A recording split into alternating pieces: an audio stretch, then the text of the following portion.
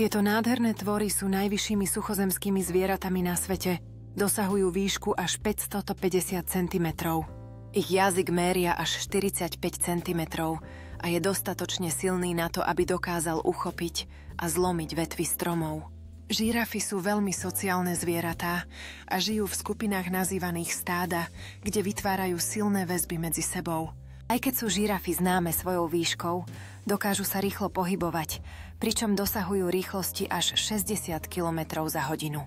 Samci žiráf majú na hlave charakteristické osíky, ktoré používajú v bojoch o samice a hierarchiu v stáde.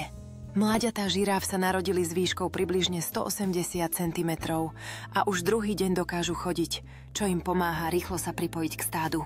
Každá žirafa má jedinečný vzor škveren na svojom tele, podobne ako odtlačky prstov u ľudí, čo im pomáha v rozpoznávaní medzi sebou. Žirafy sa živia prevažne listami, trávou a plodmi a ich strava je bohatá na vodu, čo im pomáha prežiť v suchých oblastiach.